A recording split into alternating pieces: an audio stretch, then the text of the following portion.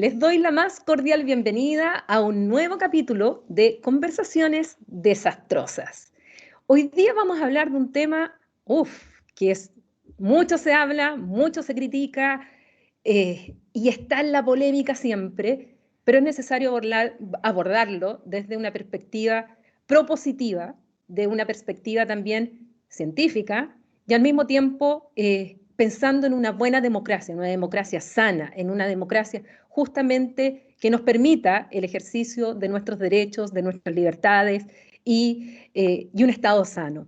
Por eso que hoy día cuento con la presencia del doctor en Ciencias Sociales, Alejandro Olivares, quien es profesor de la Universidad Católica de Temuco, si no me equivoco, Alejandro. Así es, Eh, Paulina. Gracias por estar en este nuevo capítulo de Conversaciones Desastrosas. Gracias por la invitación. Tenía muchas ganas de estar en las conversaciones desastrosas. Y hoy día vamos a conversar de partidos políticos, tan criticados, tan defendidos, tan denostados a veces. Bueno, Pero hoy tan día, necesarios. pero tan necesarios, exactamente. Y eso decía yo en la introducción. Por lo tanto, queremos hablar de una perspectiva, yo lo decía, propositiva, en el sentido que aquí nos venimos a destruir a los partidos políticos porque, como digo por ahí, como los abogados, abogadas o los médicos o médicas, somos necesarios en esta vida. Y por lo tanto, quiero hablar con un especialista como tú, justamente de los partidos políticos y de lo necesario que son en una democracia fuerte y sana, porque eso es lo que buscamos. Y partamos por lo básico de lo básico para que nos entiendan quienes nos están escuchando. ¿Qué son los partidos políticos? ¿Por qué nacen? ¿Y cuál es la función que cumplen en la sociedad y en el Estado? A ver, una primera definición, por decirlo muy en sencillo, de partidos políticos, que a los académicos les encanta hablar de definiciones máximas o mínimas. Esta podríamos decir que es una definición mínima. Son aquellos grupos organizados que con algunas ideas mediantes compiten por votos. Esa es una definición mínima. Grupos organizados, ideas, competencia por los votos. Eh, Entre eso y una definición un poco más compleja, que son estructuras de carácter permanente que mediante la organización territorial y de base, lo que hacen es agregar las ideas de la ciudadanía para transformarlas en políticas públicas. Hay un gran trecho que es todo lo que entendemos por partidos políticos. Básicamente podríamos decir que hay varios componentes que están dando vuelta. Primero, hay que competir por los votos, es decir, está implícito el concepto de democracia. Segundo, ideas son fundamentales y parte del problema actual de los partidos políticos, y una organización que lo que hace es tener un contacto directo con la ciudadanía para transformar lo que la ciudadanía demanda en, volvemos al punto 2, ideas de políticas. Por lo tanto, ahí creo yo son tres elementos que son centrales: competencia, ideas y organización.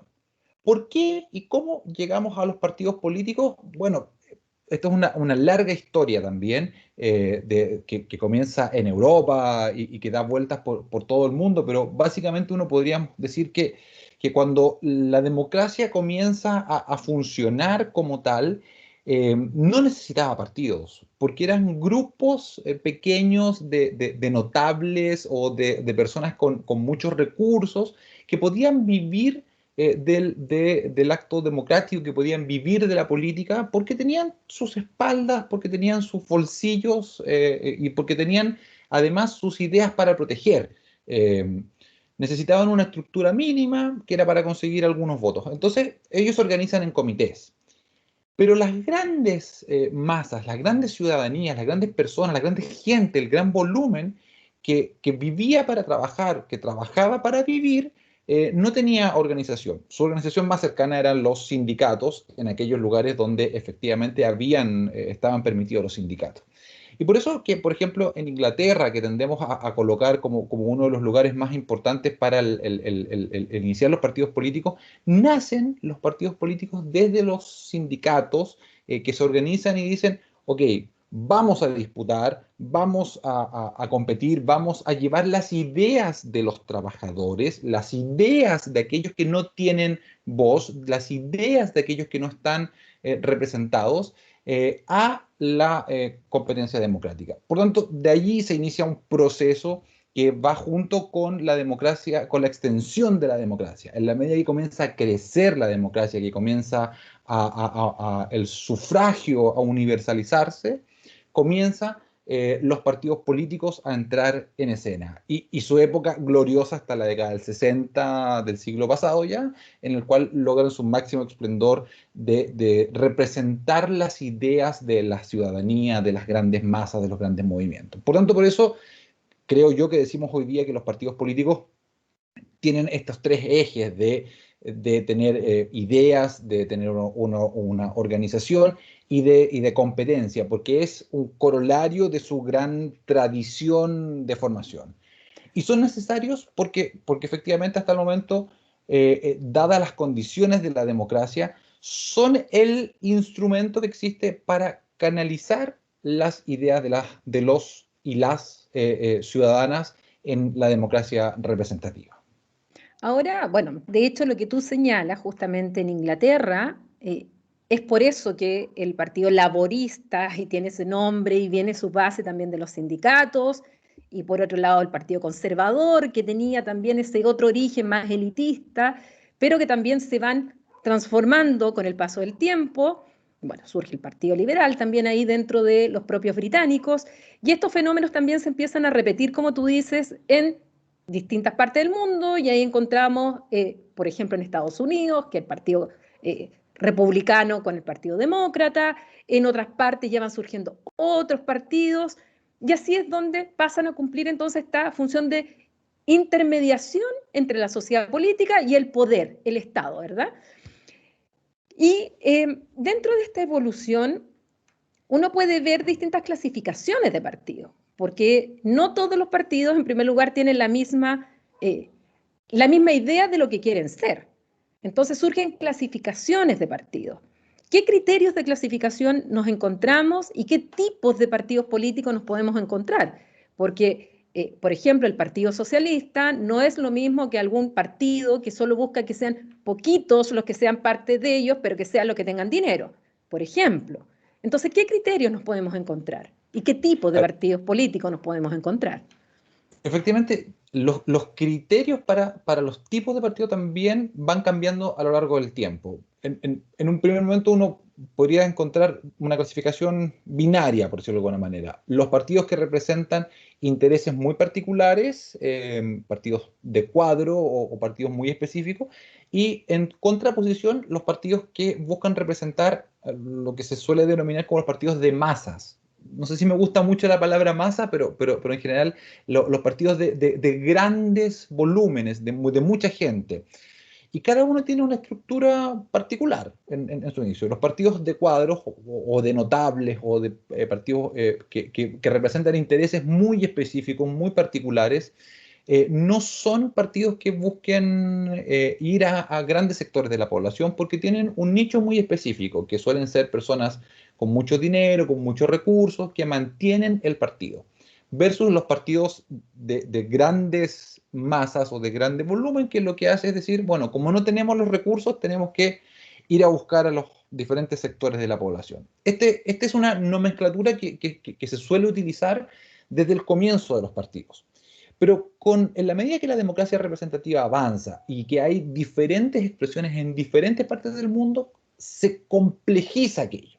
Comienzan a aparecer como un elemento central las ideologías, que es la cosmovisión o la visión para intermediar entre la ciudadanía y el poder político, para decir, mire, yo quiero que tenga esta orientación o esta otra orientación. Y así comienzan a aparecer también los partidos ideológicos, que suelen ser también partidos de masa. Comienzan a aparecer los partidos electoralistas, comienzan a aparecer los partidos que, más allá de la ideología, son partidos que lo que hacen es poner su foco en las elecciones. Entonces, hoy día tenemos una clasificación o tenemos diferentes tipos de partidos que en realidad uno podría clasificar así. Hay partidos que tienen una ideología dominante y una ideología fuerte, y que son partidos que uno va a encontrar en diferentes aspectos del escenario político. Partidos súper de derecha, partidos súper de izquierda, que tienen una identificación ideológica muy fuerte, que uno los logra identificar claramente al escuchar sus líderes decir un par de ideas. Partidos que tienen una ideología muy ambigua, y que esos partidos suelen ser denominados como partidos atrapa todo o partido cultural party, que como tienen una ideología feble o acomodaticia, lo que hacen es tratar de captar electores a lo largo del espectro político. Pueden ser liberales en un punto, conservadores en otro, neoliberales en este, y se van moviendo. También hay partidos movimiento, que es un concepto relativamente nuevo, que reconocen algunos autores, que son partidos que reniegan de la forma tradicional de los partidos y se autodenominan, omiten muchas veces la palabra partido y se autodenominan como movimiento de ciudadanos o de ciudadanas, que lo que hacen es representar nuevos intereses. Suele ser utilizado como ejemplo Pachacuti o Alianza País en Ecuador, como estos partidos que reniegan de la política. Entonces, hay un espectro muy amplio dependiendo de dónde nos situemos en el tiempo para ubicar los partidos, pero yo creo que hoy día gran parte de la definición está en que hay partidos que son con ideologías claras, muy fuertes, y que dadas las coyunturas estamos volviendo a un renacer de ideologías, y algunas ideologías nuevas, vamos a encontrar de la extrema derecha y de la extrema izquierda, partidos con ideologías más débiles y partidos en lógicas de movimiento o de reorganización de la ciudadanía desde abajo o de hechos particulares. Tú decías, Alejandro, que el esplendor de los partidos políticos se da en los años 60. ¿A qué te refieres con eso? ¿Qué pasa en esa época y por qué los partidos políticos ahí llegan como a esto que tú llamas ya la cúspide del esplendor de lo que pretende ser su función principal? Porque es un momento clave a nivel mundial en cuanto a un cambio de época. Y yo siento, y aquí lo podemos discutir, que es muy parecido a lo que está ocurriendo hoy día en Chile, guardando las proporciones. Vamos a llegar a eso, te voy a llevar a eso, no te Bien, preocupes. que es un cambio de época. En diferentes momentos de la década del 60 hay irrupción de nuevos temas que presionan a las clases dirigentes antiguas. Hay incorporación de nuevos actores políticos, de ciudadanas y ciudadanos que no tenían ni voz ni voto y que entran al escenario. Entonces hay un cambio muy radical en todo el mundo en la década del 60. Hay muchos movimientos a lo largo de la década del 60 que presionan a la clase política y que llevan a muchos a organizarse y a reorganizarse. Hay en América Latina, hay guerrillas, hay una serie de elementos, está la Guerra Fría en su máximo también momento. Entonces hay un momento en el cual la lucha por la organización alcanza un momento muy alto y los partidos políticos efectivamente logran en diferentes países, en diferentes contextos, ser un canal de expresión de las diferentes demandas que están naciendo. Entonces, hay muchos partidos políticos que algunos académicos considerarán que no es tan bueno. Yo soy de los que cree que es muy bueno que haya muchos partidos políticos porque eso representa las diferentes voces de la ciudadanía, que la ciudadanía no es algo uniforme, la ciudadanía es muy plural y es muy diversa y hay que aprender a convivir con la pluralidad y la diversidad.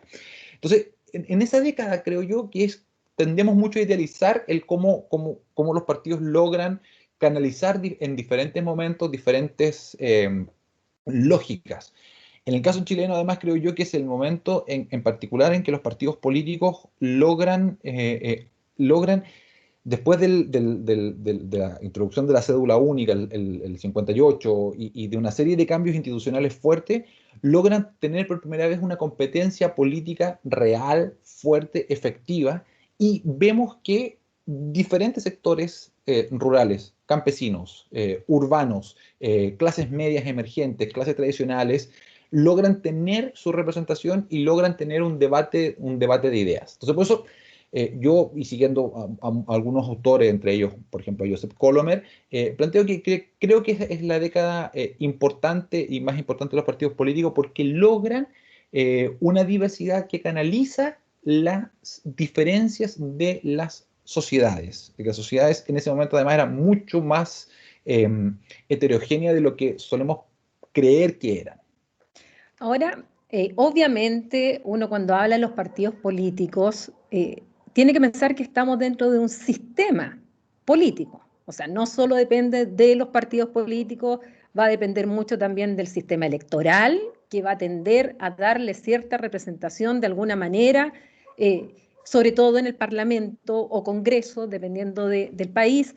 Y que eso también va a determinar un poco los partidos políticos, porque no es lo mismo cuando estamos dentro de un sistema que tiene un régimen o un sistema electoral mayoritario a otro que tiene un sistema proporcional puro.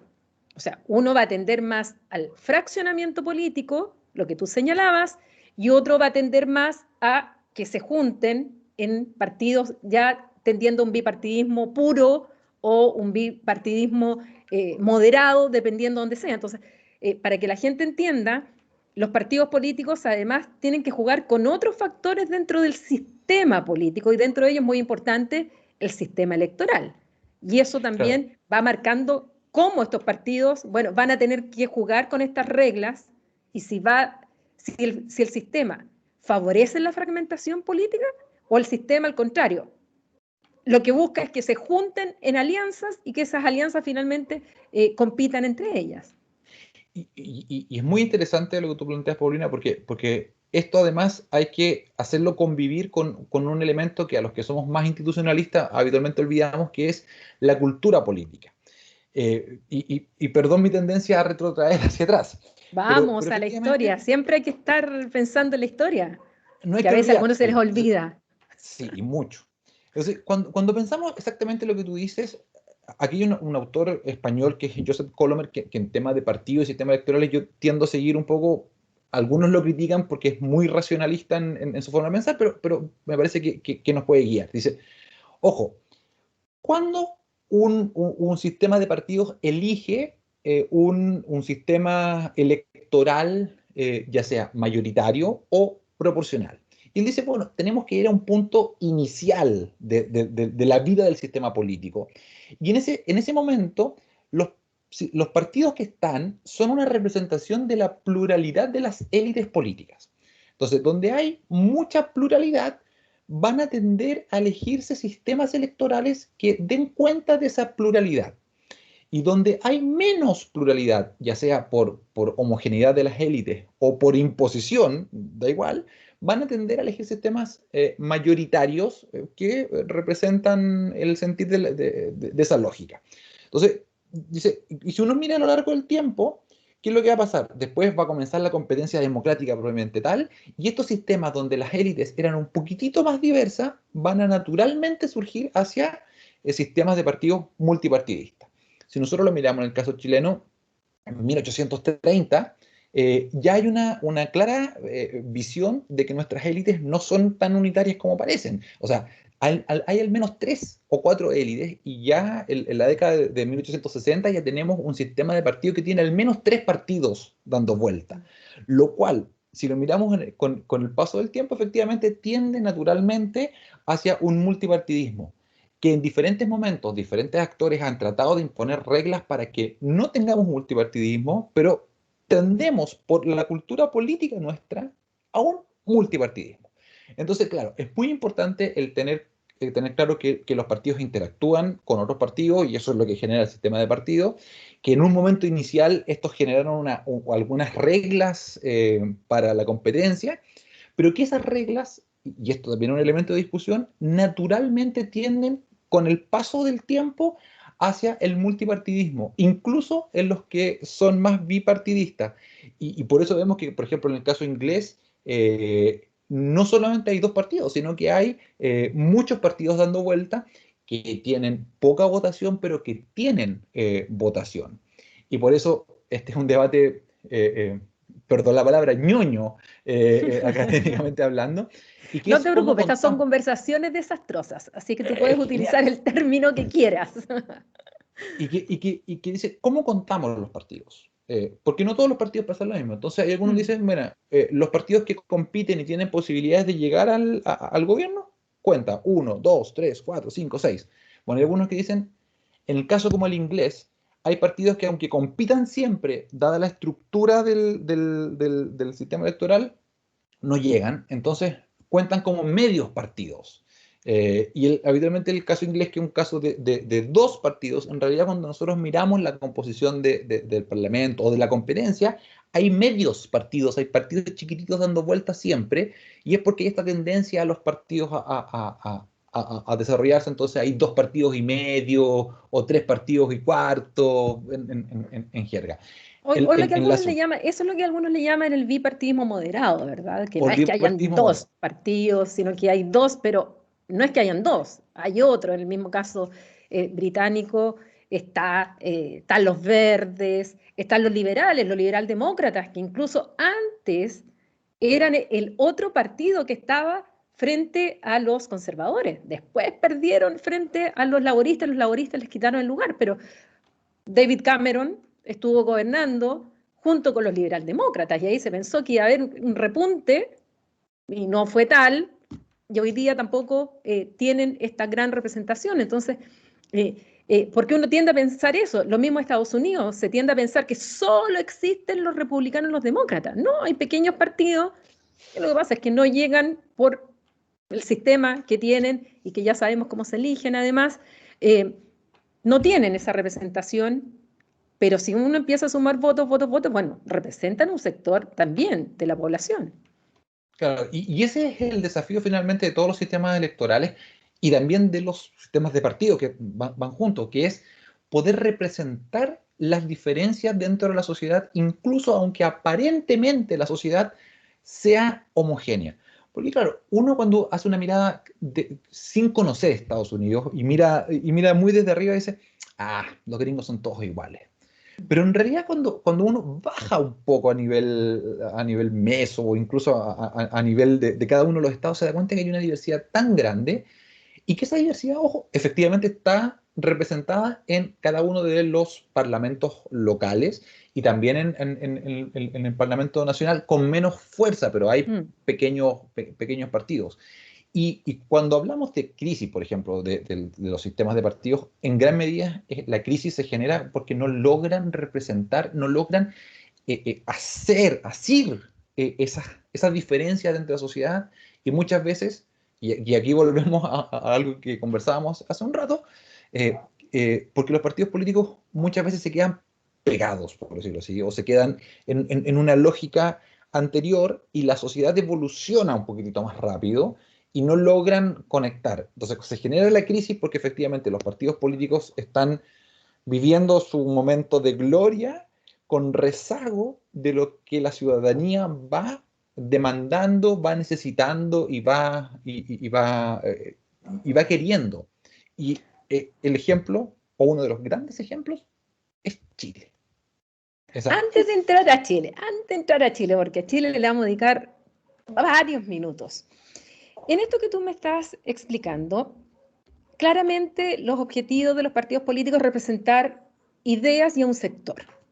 Entonces, en su origen, como tú señalabas, representaban, y sobre todo esto también está vinculado, bueno, obviamente está vinculado con el derecho a sufragio, porque en la medida en que fuera censitario o que fuera restringido, no hubiera voto universal, las mujeres no votaban, en algunos casos había que tener dinero, ciertos títulos nobiliarios para tener derecho a sufragio. Bueno, a medida que se va universalizando el derecho a sufragio, incluso las edades se van bajando, hay una mayor cantidad de personas a las cuales atraer. Y en un principio, normalmente digamos, las necesidades que los partidos querían cubrir eran como las tradicionales, las libertades políticas, las libertades civiles como parten, sobre todo en Europa, pero después también surge con la revolución industrial y todo el impacto de la revolución industrial, bueno, surge el Partido Socialista en que tratan de representar también lo que significa el derecho al trabajo, el derecho a la vivienda, condiciones laborales, etcétera, que son objetivos primarios donde empiezan a representar estos partidos. Pero en esta evolución que tú dices, van cambiando las necesidades también de la sociedad y van surgiendo nuevos partidos que quieren representar otras necesidades de esta sociedad. Algunos hablan incluso de necesidades posmodernas y que surgen nuevos partidos. ¿Cómo podríamos también, y de ahí vamos a ir a Chile, porque Chile es muy interesante en este sentido, cómo estos partidos, sobre todo en Europa, porque nacieron ahí y normalmente los estados tienden a copiar o inspirarse, digamos. Lo que pasa es que a veces copian, no se inspiran, copian, ya ahí está el error. Pero bueno, se inspiran en cómo va esta evolución en Europa y uno va viendo justamente que van surgiendo nuevos partidos en que representan ya otras necesidades de la población.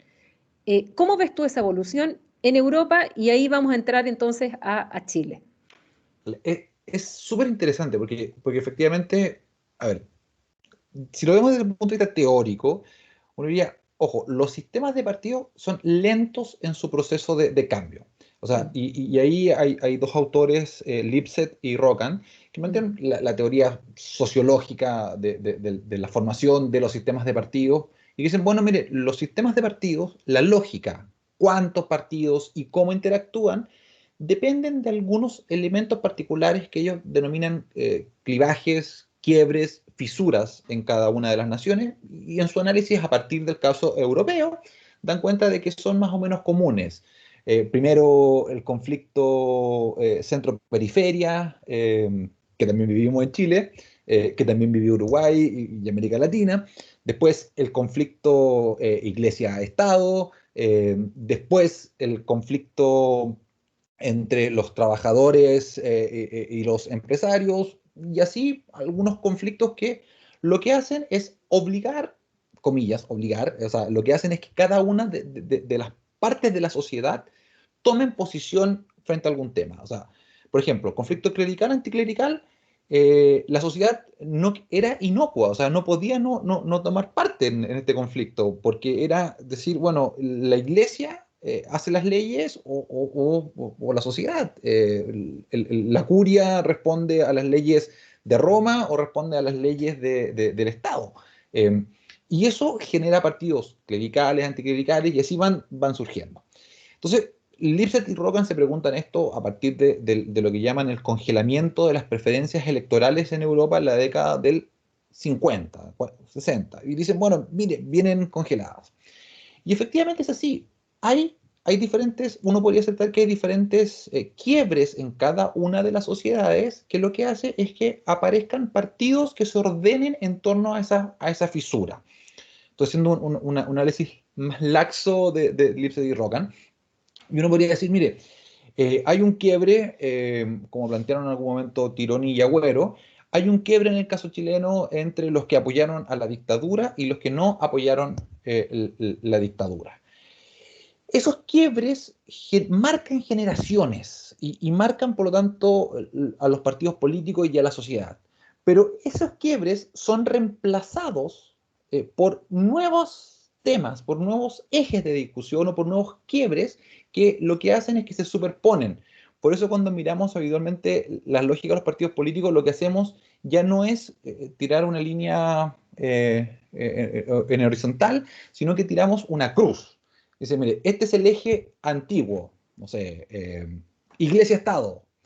Y acá está el eje nuevo, patrón versus trabajador. Y los partidos políticos antiguos tienen que toman posición en alguno, y los partidos nuevos del nuevo eje se van posicionando en diferentes partes de este eje. Están a favor del Estado o de la Iglesia, ya, Estado. Están a favor del trabajador o del patrón, eh, ya, a favor del patrón. Y tiene determinadas características. ¿Cuál es la gracia? Que los nuevos temas comienzan a reemplazar a los antiguos. Y así sucesivamente. Entonces, cuando vemos en Europa, por ejemplo, gran parte de los países europeos, el tema medioambiental, esencialmente el tema medioambiental ha sido lo que ha comenzado a tomar la discusión política y la formación de partidos políticos los últimos 20 o 30 años, y han comenzado a aparecer los partidos verdes y determinados partidos que se colocan en torno a este eje y dicen, mire, nosotros estamos a favor de economía de tal forma o economía de tal otra forma, y comienzan a luchar. Y eso se mantiene con el eje tradicional que tenían anteriormente en cada uno de los países. Entonces, por eso podemos ver que hay países que, por ejemplo, el Partido Verde puede estar aliado con la derecha, y en otros el Partido Verde puede estar aliado con el centro o con la izquierda. Entonces, la aparición de nuevos partidos también tiene que ver con cómo en cada una de estas sociedades, en cada uno de los diferentes países, comienzan a aparecer nuevos, comillas, conflictos, o no tan comillas, conflictos que lo que hacen es dividir. En el caso ecuatoriano era la inclusión de diferentes sectores que no formaban parte de la discusión política, y Rafael Correa aparece y él rompe este esquema.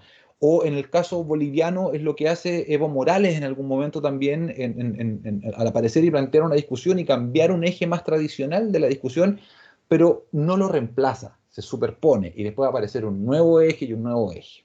Y en el caso chileno, muchos han planteado que el eje nuevo, que el eje tradicional, dictadura, democracia, se mantiene. Y los partidos que quieran saltarse ese eje tienen costos electorales altísimos. Pero el 18 de octubre y una serie de eventos un poco antes incluso, lo que hacen parece decir, mire, sí, además de este eje tradicional, hay un eje nuevo. Y este eje nuevo está comenzando a posicionar el debate. Y es también explicable porque hay cambio de generaciones, porque hay una serie de elementos. Y la verdad es que, ¿cuál es el debate de este eje? Todavía no lo tengo tan claro, porque es un eje que tiene muchos puntos y hay muchas cosas en discusión. Hay tema ecológico, hay temas de constitución, hay temas de derechos, hay temas de exclusiones históricas, pero estamos en la configuración de este eje, creo yo. Ahora, entrando ahora ya derechamente al caso chileno, y no nos vamos a ir a la historia tan atrás. Partamos desde la transición a la democracia. Nosotros heredamos un sistema electoral en el cual era este famoso sistema binominal, que a diferencia de los sistemas proporcionales, justamente lo que hacía era forzar a la creación de dos grandes coaliciones. Y teníamos que, para poder tener representación en una circunscripción o en un distrito, los dos cargos que habían en cada uno de ellos, bueno, había que doblar a la otra lista, y lo que era muy difícil. Entonces, finalmente, se transformaba en que tenían asegurada ambas coaliciones, en términos generales, 1 y 1. Y, por lo tanto, el determinar quién ganaba al final estaba determinado no por la ciudadanía cuando iba a votar, sino que estaba determinado cuando los partidos políticos elegían a sus candidatos o candidatas, que normalmente eran candidatos, no eran candidatas. Que eso también va cambiando, pero incluso forzado por una ley de cuota que tampoco ha dado todo el resultado que uno quisiera. Por eso es tan importante que sea la Convención Constitucional Paritaria.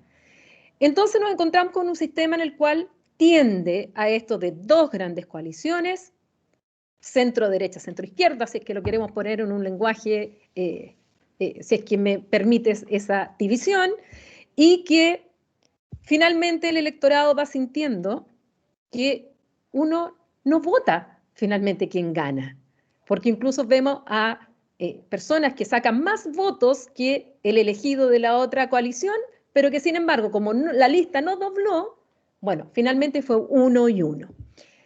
Algunos defienden ese sistema porque permitió durante largo tiempo la estabilidad dentro del proceso de transición a la democracia. Pero ¿no crees tú que ese mismo sistema, que es cierto que permite una estabilidad, al mismo tiempo lleva una desmovilización ciudadana? Y eso lleva acarreado también el hecho que paulatinamente empieza a haber una desconexión con los partidos políticos y que va influyendo en el mayor abstencionismo, que recordemos que antes, para poder votar, la inscripción era voluntaria y una vez que uno se inscribía era obligatorio. Entonces los porcentajes parecían altos de participación, pero si uno veía la cantidad de personas que no se habían inscrito, cada vez eran mayores. Entonces había un abstencionismo ahí escondido. Y luego se pasa al sistema de inscripción automática y voto voluntario, donde ya un poco transparentamos la cada vez más declinante participación política, hasta que llegamos al momento en que se cambia el sistema electoral. Pero quedémonos en esta primera etapa. ¿Cómo valoras tú el hecho de este sistema binominal y esto de esta desmovilización en la cual la sociedad civil también se encontró y que al mismo tiempo la ciudadanía, bueno, empezó a ir a votar menos Sí, o a no inscribirse? Los jóvenes una inscribirse. sencillamente no se inscribían y cada vez tuvimos un sector joven que no se inscribía, no participaba políticamente al momento de sufragar, lo que no quiere decir que no participaran políticamente en otras instituciones, en iglesias, en voluntariado, en los bomberos, porque todo eso de alguna manera igual es participación política, Sí. porque igual estamos dentro de la sociedad en la que vivimos. Claro, son muchas cosas. Y eso hace tan rico el debate, porque es multidimensional por todo aspecto. Vamos a lo macro para ir bajando, creo yo. Interrúmpeme y conversemos Dale. sin ningún problema. A ver, el sistema binominal es una brillante aberración. ¿Por qué es una brillante aberración? Porque efectivamente no permitía la competencia entre los partidos, entre las coaliciones, sino que transformaba la competencia intracoalición. Es decir, los partidos políticos se disputaban 2 cargos por distrito. ¿Y la lista permitía que se llevaran solo 2? Entonces, lo que estaba diciendo el legislador, quien hizo esto, por eso fue, digo, brillante, pues fue inteligente, fue decir, mire, si usted tiene 4 partidos en una coalición, es su problema ponerse de acuerdo. Es su problema ponerse de acuerdo, pero si usted tiene 2, usted siempre va a tener uno y uno compitiendo. Entonces fue pensado mirando los resultados del plebiscito del sí y el no, el legislador de esa época hizo este sistema y que muchos no lo entendieron sino hasta cuando vino la elección el 89, el 90 y Lagos pierde. Y Lagos es Estaba el pensando, emblema. estaba pensando en ese ejemplo, de hecho, cuando te lo Sí, nombraba. y Lagos fue el emblema en ese momento porque no entendíamos el sistema. Y cuando Lagos pierde con Saldívar fue como, ¿qué pasó acá? Y entonces, es una aberración porque efectivamente era un sistema que lo que hacía era transformar la competencia dentro de la coalición y no entre las coaliciones.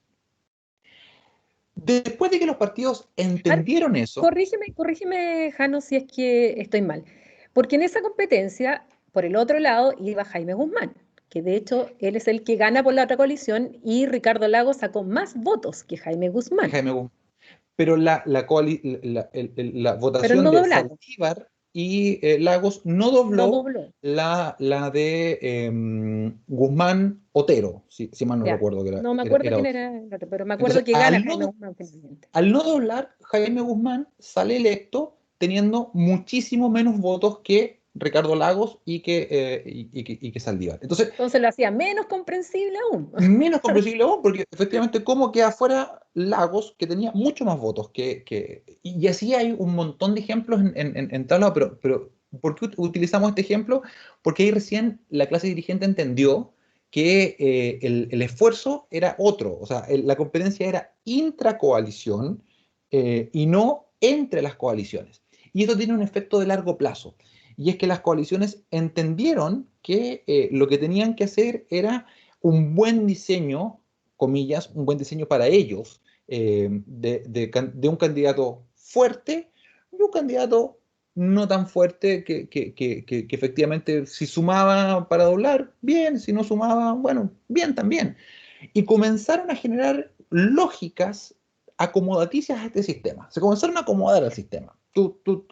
Y particularmente la concertación, que había tenido una base social fuerte en la década de los 80, nace con una base social importante, se comienza a acomodar en este sistema y este sistema lo comienza a desconectar de la ciudadanía.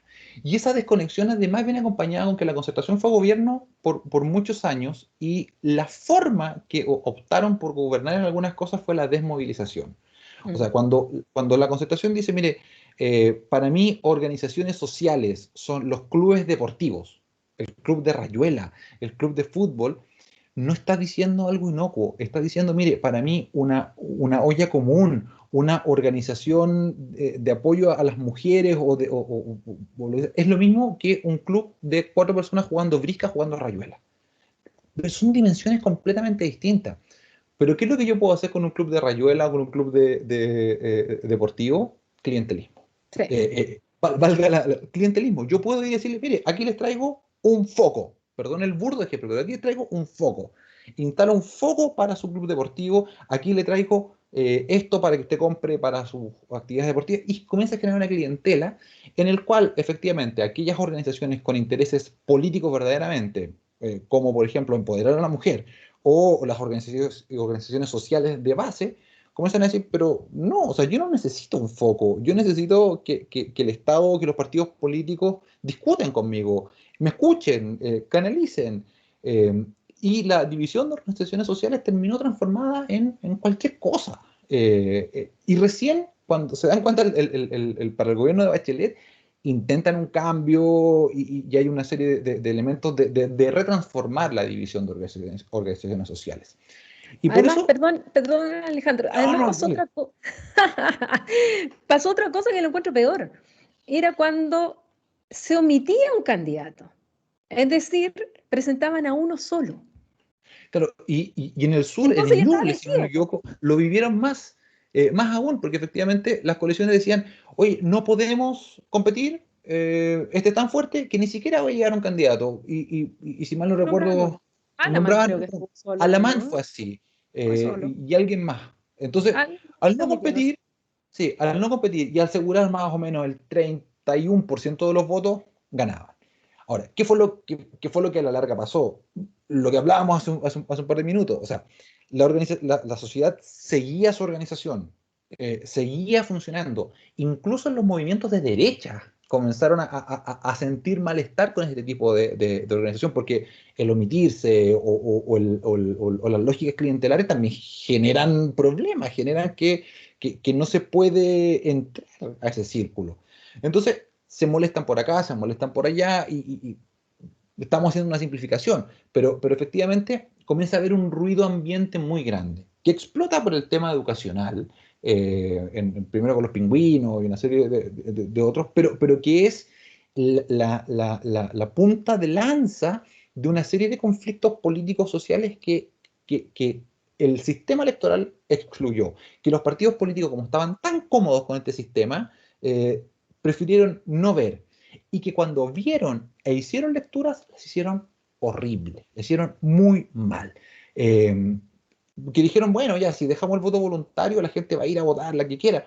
Bueno, lo que hizo la gente fue transparentar y decir, mire, estoy tan hastiado que no voy a ir a votar. Y convengamos además un elemento que también es interesante. Cuando la inscripción era voluntaria, pero también era burocrática.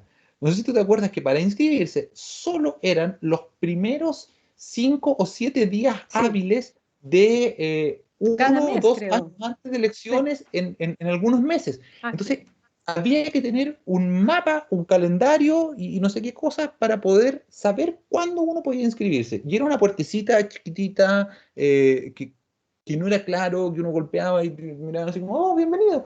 Pero en realidad no era fácil el sistema. Me va a decir, no, pero en otros tiempos. No era en otro tiempo, estamos hablando de hace 10 años, Fue ayer, fue ayer. fue ayer. Sí. Entonces, efectivamente hay un malestar. Hay expresiones de ese malestar en diferentes partes.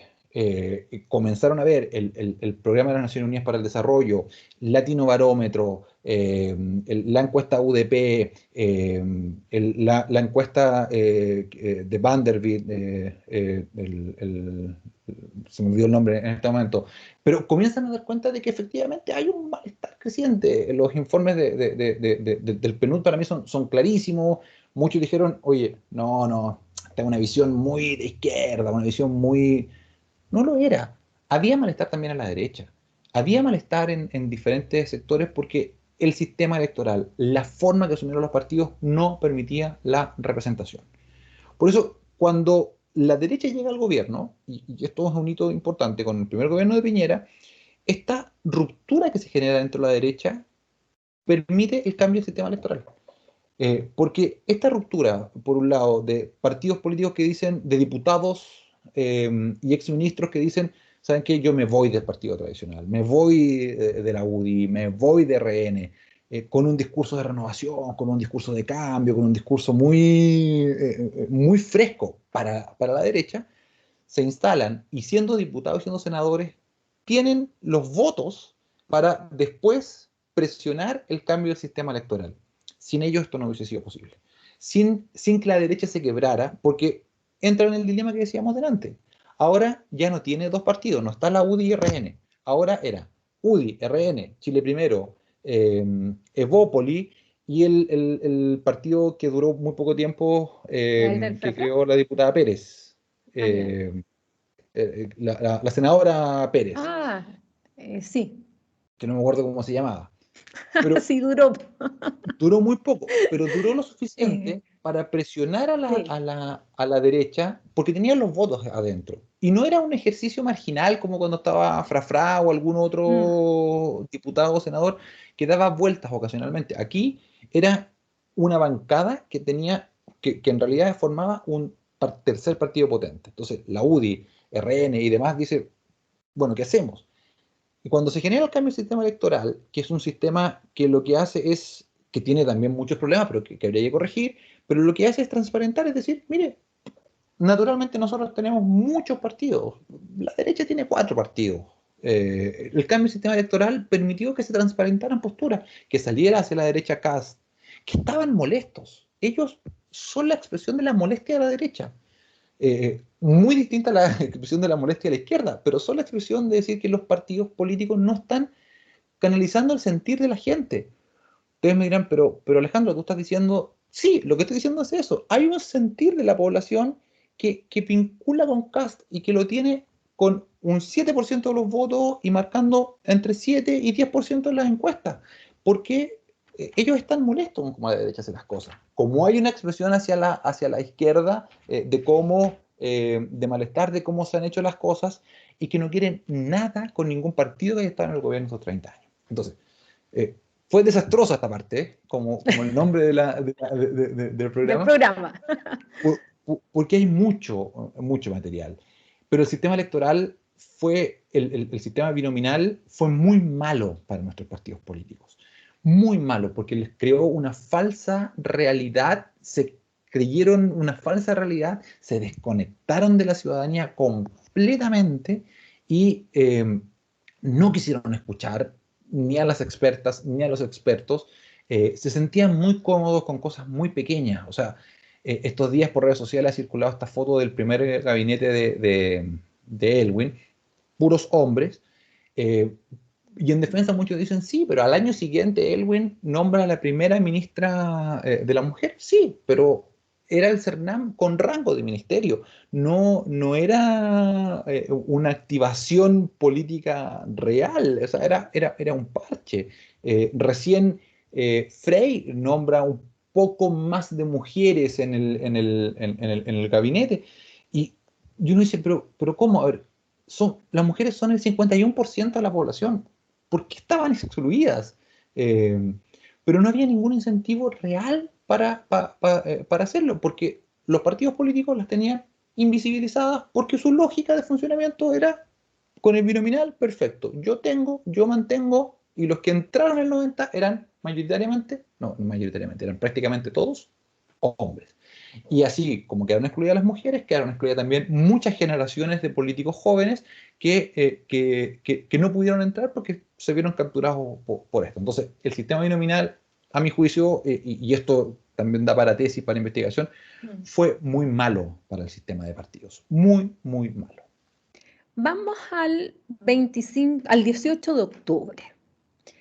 Y en este sentido, eh, Katia Araujo, Juan Pablo Luna, venían ya tratando el tema y exponen fundamentalmente que esto se venía acumulando, como tú señalas, esta segregación, esto de además dejar a tanta gente excluida no solamente de la representación, sino de la toma de decisión, que seguía estando vinculada a un sector, como tú señalas, mayoritariamente hombres, de lado y lado, y si le agregamos además el tema del parentesco, también están muchos emparentados con todos, que eso también hace que Chile tenga una clase política también muy endogámica.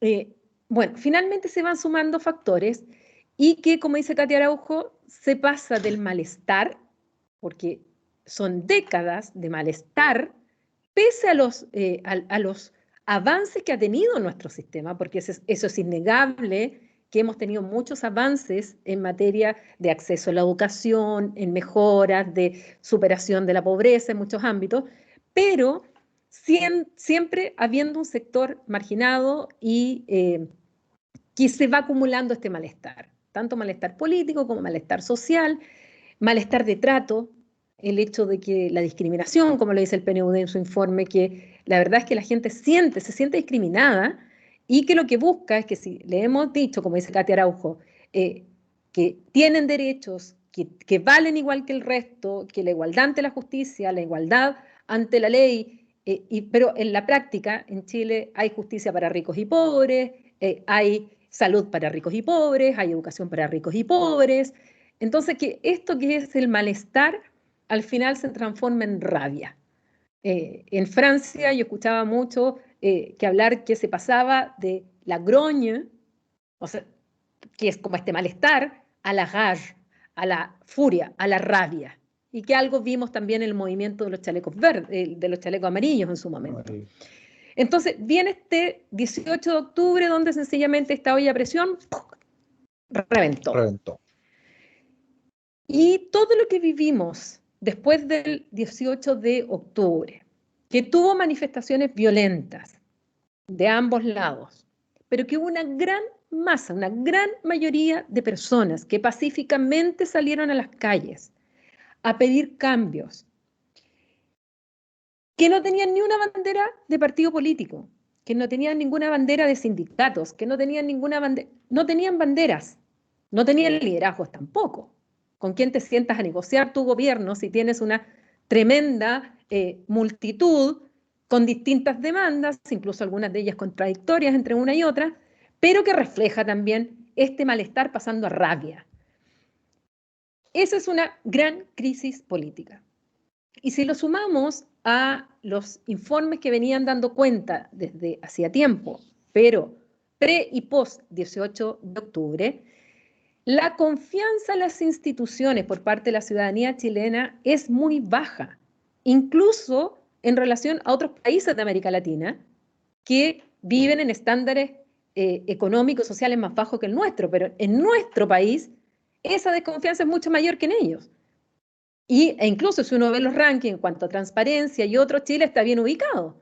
Pero sin embargo, pasa este fenómeno. Por eso que tanta sorpresa, sobre todo en el exterior, de por qué en Chile. Chile era como el buen alumno de la clase, a lo mejor no el mejor compañero, pero era el mejor alumno de la clase. Entonces, viene esto que sorprende y pone en jaque a la clase política. La desconfianza baja pero terrible y los índices de confianza en el gobierno, en el Congreso, en el Poder Judicial, en la Fuerza Armada, en Carabineros, en las iglesias, Iglesia Católica y otras, con sus propias crisis entre medio, los medios de comunicación, o sea, todos bajan. Los únicos que quedan así como altos son bomberos. Y a lo mejor porque no hemos investigado bomberos. Entonces, ¿qué pasa ahí? ¿Cómo reacciona la clase política? ¿Cómo ves tú el 25 de octubre? ¿Qué mensaje nos mandó el 25 de octubre? Y llegamos al punto central de mi pregunta. ¿Cómo está reaccionando la clase política hoy, que estamos a un par de meses de elegir a convencionales, a gobernadores por primera vez, ambos, y además alcaldes, alcaldesas y concejales y concejalas? Nos partamos por lo último. Mal.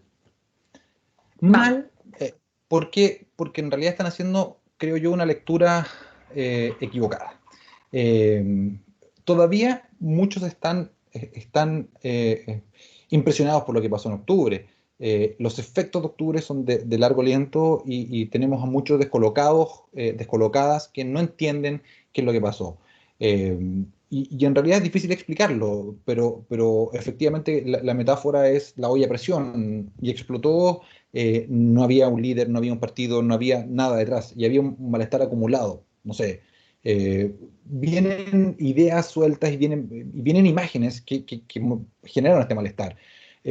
Un chico que vende CDs piratas que muere quemado en una cárcel versus un grupo de personas que lo que hace es dictar leyes a los congresistas o el coludirse para eludir pago de impuestos y terminan con clases de ética en la universidad de ellos mismos. Entonces, a pesar de que hay acceso a la justicia, es demasiado desigual. Y así una serie de otros elementos que generan este malestar. Entonces, la clase política que se mira el ombligo, que se hace encuestas a sí misma, que los políticos le preguntan a la encuesta CADEM, oye, ¿cómo lo estamos haciendo? Mire, ¿qué es lo que hace la CADEM? La CADEM hace el peor ejercicio posible de una encuestadora porque va a puntos de interés afuera de determinados lugares, no cumple con ningún requisito o muy pocos requisitos académicos y se retroalimentan. Entonces, están respondiendo muy mal. Y ejemplo de eso es que llega la pandemia y pareciera que nuestras autoridades no habían entendido lo que había pasado el 18 de octubre. Nuestro ministro de Salud en algún momento dice, yo no sabía cómo era la pobreza en Santiago. O sea, Y el no les vamos a hacinamiento. pedir el hacinamiento, no les vamos a pedir que entienda cómo es la pobreza en Ñuble o cómo es vivir al interior en la Araucanía o vivir en el norte, porque si no entiende el hacinamiento en la estación central, que está a 10 minutos todos los días, menos le vamos a pedir que entienda hacia afuera. Y por lo tanto comienzan con decisiones muy erráticas y por lo tanto lo que vemos efectivamente son una serie de decisiones que no necesariamente creo yo que están leyendo bien a la ciudadanía. Eh, Hay una elección importante, que es la elección de convencionales. Costó, pero demasiado, costó mucho para que las y los activistas hicieran entender a las clases dirigentes que no quiere soltar el poder, que había que hacer algunas concesiones para los y las independientes, para las mujeres, perdón, para los y los artistas, para todos, para que la constituyente no fuese el reflejo de lo que han sido los 30 años de una élite desconectada. No entendieron que había que abrirse hacia los pueblos originarios, que había que hacer, no entendieron, bloquearon, hicieron el mejor ejemplo de cómo han funcionado estos años. Si no estás de acuerdo conmigo, te bloqueo. Generaron, por lo tanto, un enredo en la Convención Constitucional que todavía están tratando muchos de entender con las listas cebra, bueno, con una interpretación antojadiza, hombre-mujer es hombre-mujer, o sea, mujer-hombre, no es muy difícil de entenderlo. Eh, o, el tema de los pueblos indígenas también fueron poco generosos. Entonces están haciendo una lectura equivocada. Las elecciones, por ejemplo, de gobernador, que prioridades vamos a tener. Hasta el día de hoy, si tú le preguntas a alguna autoridad, no te va a decir, bueno, quizás era mejor aplazarlas un poco. Eh, y en realidad eso no está bien, porque cada elemento que lo que hace es permitir la mayor democratización, nuestras autoridades están tratando de evitarla. ¿Por qué, a pesar de que tenemos buenos indicadores, nuestra democracia ha fallado? Bueno, yo soy de los que cree que en realidad es porque no había mecanismos de democracia directa en muchos de los espacios.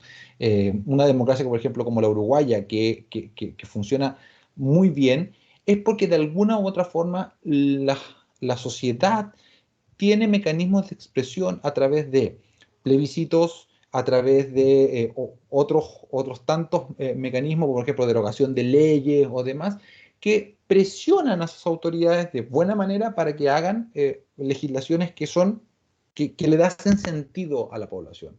Hoy día nosotros, para derogar una ley como la ley de pesca, que a toda vista es una ley espuria, fueron años de conflictos, cuando en otros países podríamos haber juntado firmas, haber hecho un plebiscito y haber hecho un proceso mucho más expedito. Por tanto, yo creo que se está haciendo una lectura apurada, antojadiza en algunos casos, y que todavía no termina nuestra clase política de conectar con lo que está pasando verdaderamente en la sociedad chilena.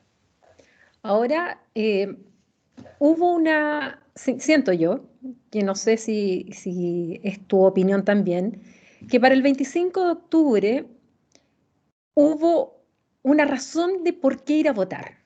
La gente, pese a las condiciones sanitarias, pese a que estábamos en pandemia, pese a que la percepción de riesgo era mayor que ahora, siendo que ahora estamos peor que en aquella época respecto a la pandemia, pero la percepción de riesgo era mucho mayor, que a pesar de todo se fue a votar y además se fue a votar con ganas de votar. Porque yo por lo menos en las otras elecciones a veces iba a votar porque nunca he dejado de ir a votar, pero votaba a veces por el mal menor, así como desganada, ya, ok. Pero esto era con ganas de ir a votar. Vimos mucha gente joven que incluso estuvo de vocales o estuvieron de apoderados, apoderadas de mesa, donde se aumentó la participación, si bien la comparamos con con las elecciones anteriores de diputados y senadores, no la superaron, o son más o menos iguales, pero no fueron las mismas condiciones. O sea, no podemos comparar una elección del 2017 de diputados y senadores a una elección en las condiciones que la tuvimos. Pero si la comparamos con las elecciones de la última elección de alcalde y concejales, que tuvieron un 36% y vemos un 51% aumentó.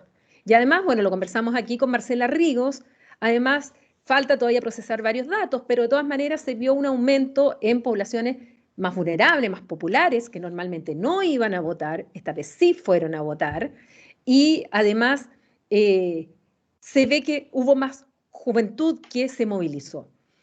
Por lo tanto, uno fue a votar porque quiso ir a votar con una mística, un relato, un porqué, que en política es tan importante que haya eso para que la gente se motive a ir a votar. Pero ahora que vamos a tener 4 elecciones, 4 votos, yo te diría 2 sábanas y 2 votos, porque el voto que nos van a entregar, la papeleta que nos van a entregar de convencionales, justamente por la mayor inscripción de independientes y que lograron las firmas para inscribir sus listas, eso ya está demostrando que justamente está pasando algo que los partidos no están leyendo. Y no necesariamente es un discurso contra los partidos, sino sencillamente es buscar otra forma de representarse frente a esta convencional. Y vamos a tener un gran voto respecto a los convencionales. Seguramente va a ocurrir lo mismo respecto de los alcaldes, porque también hay muchos alcaldes que consiguieron la firma y van como independientes. Por otro lado, gobernadores y concejales. O sea, vamos a tener 4 votos. Y pasa otro fenómeno en Chile que yo lo he comentado por redes sociales, que yo lo observé en Europa, sobre todo en Bélgica, donde viví, donde estaba prohibido, donde los afiches son todos iguales. O sea, tú ves afiches aquí, ves la foto de la candidata, ves su eslogan, su nombre, y no ves ni un logo de partido político. Desde hace tiempo que se esconde. O sea, tú ves, cuando se permitían las palomas, tú veías las palomas, eran todas iguales. O sea, tú no podrías identificar cuál es de derecha, izquierda, cuál iba de la UDI o iba del Partido Comunista. Eran todos iguales. En cambio, en otras partes, aparte que te tienen un lugar donde tú tienes que pegar tu afiche, va por partidos políticos, te obligan a poner el logo del partido político, e incluso en la televisión belga, cada vez que aparece la cuña a un político o política, obligatorio que al lado dice de qué partido político es, y te ponen el logo. Entonces, yo pienso en aquellas personas, y por eso es la razón por la que se me ocurrió hacer este programa de Conversaciones Desastrosas, es justamente explicarle a la gente porque se van a encontrar con 4 elecciones, con muchísimos y muchísimos candidatos y candidatas, sin logos, lo más probable, muy tapaditos los logos, y con muchos números, y que al final, yo creo que hay mucha gente que ni siquiera sabe que son 4 votos que vamos a recibir aquel día.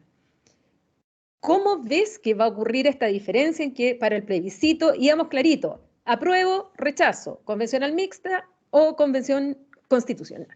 Eran 2 votos, 2 claros, era binario. Ahora no es binario. Ahora nos vamos a encontrar una serie.